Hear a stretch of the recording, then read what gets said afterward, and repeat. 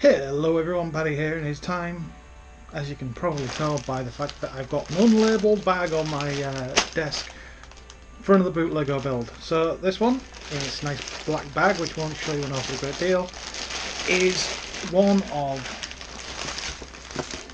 the Avengers Infinity War sets.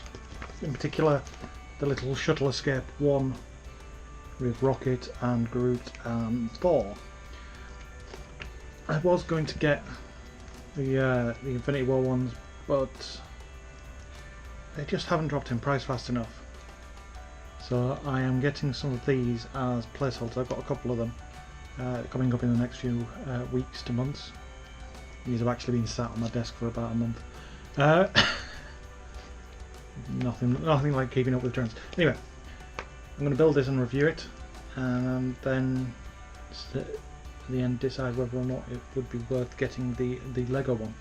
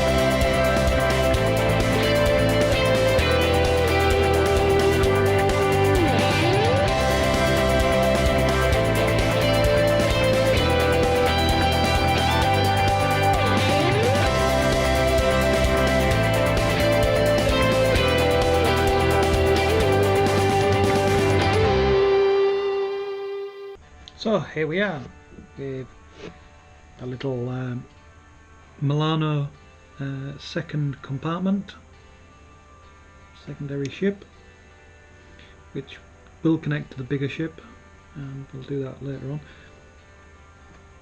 With some, oh God, these minifigs are horrendous. The build itself, and the little tool forge, which has its little play action. Up, and pops out the new Molnir, or Stormbreaker, whichever you want to call it. It's not Stormbreaker, because that's beta red build. Don't care what anyone says. Anyway, let's start with the minifigs, and we'll go good to oh my god, because they do go from good to oh Jesus Christ.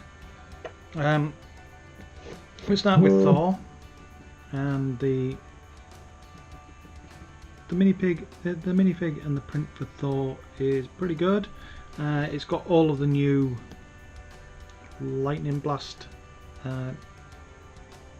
clear plastics that they've started doing for all these blast capable heroes, including the lightning punch thing. These started as web things, but they've started pushing them out. Printing's quite good, lines are crisp, colours are fairly sharp.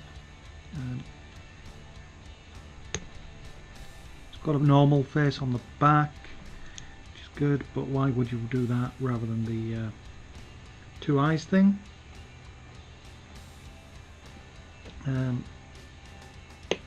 But he's a good one, he's done well.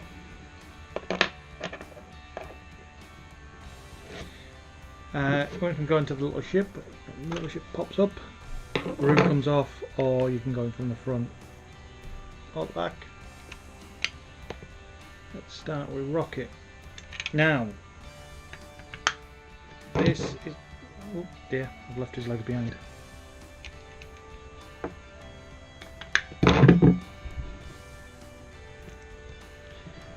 So the printing's pretty good, and his new head mould is pretty good. That's very much a raccoon head mould. What isn't a raccoon head mould is the tail. It's not a raccoon mould at all. So there, see that is just a bog standard cat tail, or animal tail. It's come from the collectible minifigures series. So they haven't even tried to remold the tail. So if I can find a picture of what it's supposed to look like, because they have included the picture of what it's supposed to look like in here. So you can see here from the instructions, the raccoon tail is supposed to be bushier, an actual raccoon-like. But that's not what we've got. But other than that, he's a fairly acceptable minifig. His gun's good enough, this big extra thing, but it does screw with his balance. Something chronic. But he'll spend most of his time inside that ship anyway, so that's irrelevant. Then, yeah. Then we have this. This is meant to be Groot.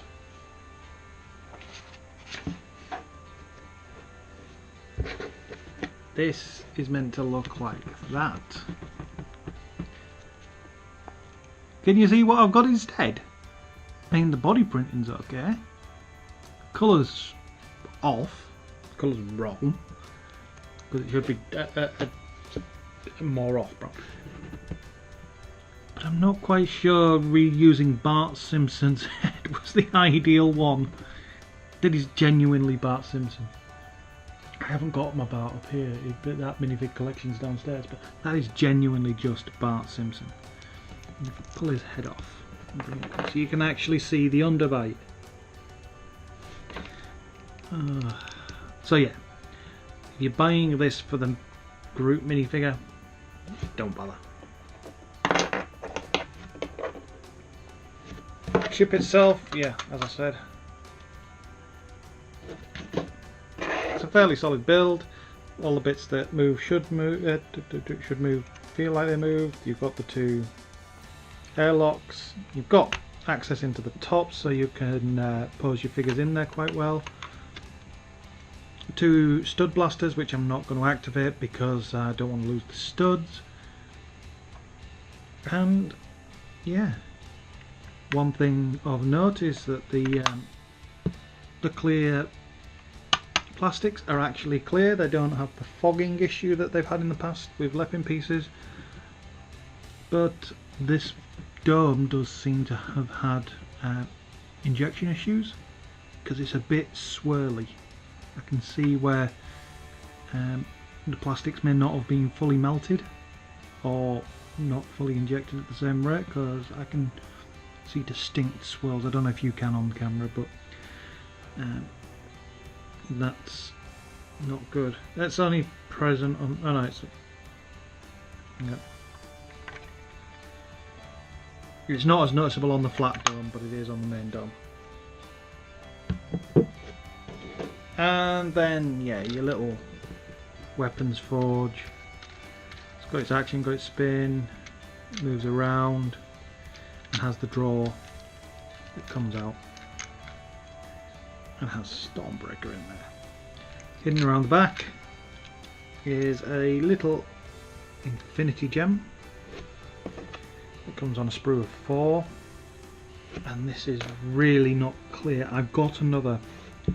I've got the SY Minifigs Infinity Gauntlet that I'll show you at some point. They've done a much better job with the gems, so that gem will probably be replaced. All in all, for substantially less money than the Lego one, the build is okay. Maybe once it gets connected to the main Milano, that'll salvage this entire thing. That is worthless. That is passable. That's good. And with that, I'm going to end this video. So as always, feel free to put your comments and put your comment if you want. See if you can think of something that would have made a better minifig head than that. Maybe moulding the right minifig head. But with that, I'm off. Bye.